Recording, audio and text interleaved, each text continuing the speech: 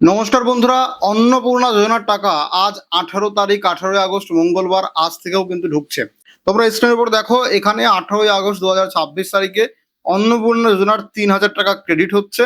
তো এখানে সমস্ত ডিটেলসে দেওয়া আছে, ডেসক্রিপশনে লেখা আছে অন্নপূর্ণা যোজনা। তাহলে অনেকের টাকা আজ 18ই আগস্ট মঙ্গলবার ঢুকবে। আজ সকাল থেকেই টাকা ঢোকা শুরু হয়েছে, সন্ধ্যা পর্যন্ত টাকা অনেকের ঢুকবে। তো যারা 17ই আগস্ট টাকা পাননি সোমবার থেকে, তাদের মঙ্গলবারও টাকা দেবে। তো এইবার এই ভিডিওতে বলে দিচ্ছি যে যদি আপনার 17ই আগস্ট টাকা না দেয় তাহলে কবে নাগাদ দিতে পারে। দেখুন, সরকারি যে ঘোষণা সেই অনুযায়ী টাকা ছাড়ার কাজ শুরু হয়েছে 17ই আগস্ট থেকে। মানে ওই দিন প্রথম টাকা ছাড়া শুরু হয়েছে। আর কত লোককে আগস্ট মাসে টাকা দেবে? 1,45,00,000 মহিলাকে। এবার একটা বাস্তবসম্মত কারণ হচ্ছে 1,45,00,000 মহিলাকেই ওই 17 আগস্ট একদিনেই টাকা পাঠানো সম্ভব না। তো সরকারি ঘোষণা অনুযায়ী 17 তারিখ থেকে 20 তারিখ পর্যন্ত আগস্ট মাসের টাকা ছাড়ার কাজ চলবে। তার মানে 17 থেকে 20 তারিখের মধ্যে যে কোনো দিন আপনি টাকা পেতে পারেন। 17ই আগস্ট, 18ই আগস্ট, 19শে আগস্ট এবং 20 আগস্ট, অর্থাৎ টোটাল 4 দিন সরকারের পক্ষ থেকে টাকা ছাড়া হবে। তাহলে 1.5 কোটি মহিলাকে এই 4 দিনের মধ্যে টাকা দেওয়ার কাজ শেষ করবে। তাহলে চিন্তার কোনো কারণ নেই। কারোর 17 তারিখ ঢুকবে, কারোর আবার আজ মঙ্গলবার 18 তারিখ ঢুকছে, কারোর আবার পরশু দিন বা গতকাল আগামীকালকে ঢুকবে। তো এইভাবে টাকাটা প্রত্যেক 1.5 কোটি মহিলা প্রত্যেকের অ্যাকাউন্টে দেওয়া হবে। তাই চিন্তার কোনো কারণ নেই। আপনাদের পক্ষ থেকে যেটা মেক শিওর করতে হবে যে আপনার ব্যাংকে ডিবিটি অ্যাক্টিভ আছে কিনা এবং ব্যাংক অ্যাকাউন্ট চালু আছে কিনা। আর দ্বিতীয়ত, আপনার যে আবেদন সেটা অ্যাপ্রুভ হয়েছে কিনা।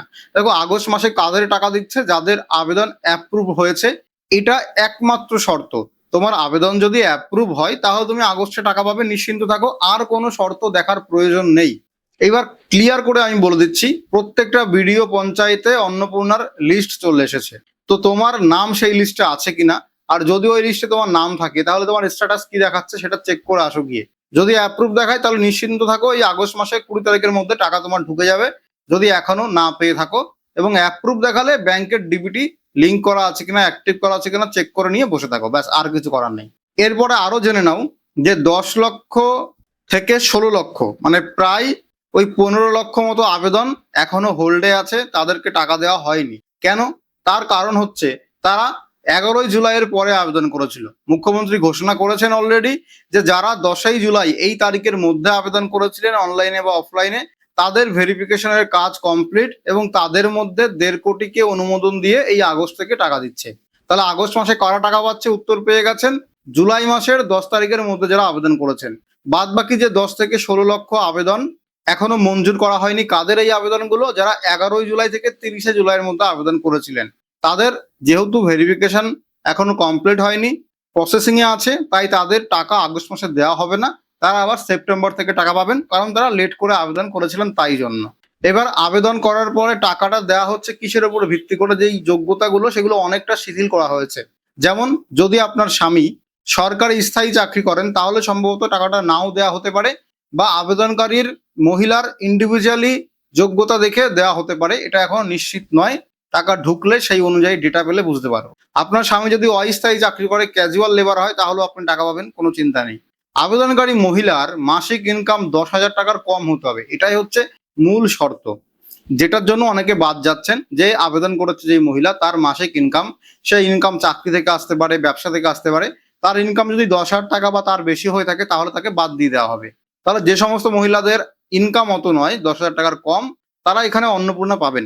আচ্ছা, 50 শতকের বেশি জমি থাকলে আর 3টের বেশি রুম সহ পাকা ঘর থাকলে টাকা প্রত্যেকে পাবেন। যারা গ্রাম এলাকায় এবং শহর এলাকায় বসবাস করেন, কর্পোরেশনের আন্ডারে যারা বসবাস করেন, তারাই একমাত্র পাবেন না। তো এই নিয়ম এক্সেপশন শুধুমাত্র হাওড়া, কলকাতা সহ 7টা বড় কর্পোরেশন এলাকার জন্য। যদি হাওড়া, কলকাতা সহ 7টা বড় কর্পোরেশন এলাকার মধ্যে আপনি বসবাস করেন, তাহলে একমাত্র এই 50 ডেসিমেলের বেশি জমি আর 3টে বেশি রুম সহ পাকা বাড়ি থাকলে আবেদন বাতিল করছে। বাদ বাকি কারোরই আবেদন বাতিল করছে না এই দুটো কারণের জন্য। তো চিন্তা করার কারণ নেই। মেন বাতিল করছে কেন? সেটা হচ্ছে মহিলার ইনকাম 10,000 টাকা বেশি হলে আবেদন বাতিল, স্বামী যদি গভর্নমেন্ট স্থায়ী চাকরি করে বাতিল, ইনকাম ট্যাক্স যদি দেয় পরিবারের কেউ। ইনকাম ট্যাক্স কখন দেয়? যখন তার বছরে ইনকাম 12 লাখের পার হয়ে যায়, মানে মাসে 1 লাখ, বছরে 12 লাখ। তো মাসে কারোর 50,000, কারো কোনো মাসে 2 লাখ, কারো 3 লাখ, এরকম যদি আনস্টেবল ইনকাম হয় আর দেখা যাচ্ছে বছর শেষে 12 লাখ পার হয়ে যাচ্ছে, তাকেও ইনকাম ট্যাক্স দিতে হয়, তাহলে ইনকাম ট্যাক্স দিলে বাদ। আর পেনশন যদি কেউ পায় সরকারি পেনশন, তাহলে সে বাদ। এই সমস্ত কারণে বাতিল করছে, বাদ বাকি আর কোনো কারণ নেই বাতিল করার। 90% মানুষজন যারা আবেদন করেছে তাদেরকে টাকা দিয়ে দেওয়া হবে। আজ মঙ্গলবারও টাকা ঢুকছে, 19 আগস্ট 20 আগস্টও টাকা ঢুকবে। এবার অনেকে জুলাই মাসে টাকা পেয়েছিলেন, তারা কিন্তু আগস্ট মাসে এখনই পাননি, যেটা আমাদের বাড়ির ঘটনা। আমার বাড়িতে আমার শাশুড়ি এবং স্ত্রী জুলাই মাসে টাকা পেয়েছে, আমি নিজে ফর্ম ফিল আপ করে দিয়েছিলাম, জুলাই মাসে টাকা পেয়েছে 1 তারিখে, কিন্তু আগস্ট মাসে এখনো তাদের টাকা ঢোকেনি।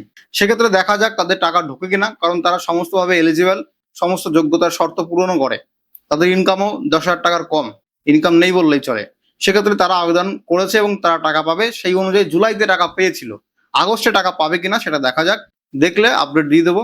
এছাড়া অনেকে জুলাইতে টাকা পেলেও তাদের আবেদন রিজেক্ট করা হয়েছে, যেমন আমার মার আবেদন রিজেক্ট করা হয়েছে। মার সম্ভবত ট্রাইব্যুনালে অ্যাপ্লাই করা ছিল, পেন্ডিং এ ছিল, হতে পারে ওই কারণে রিজেক্ট করেছে।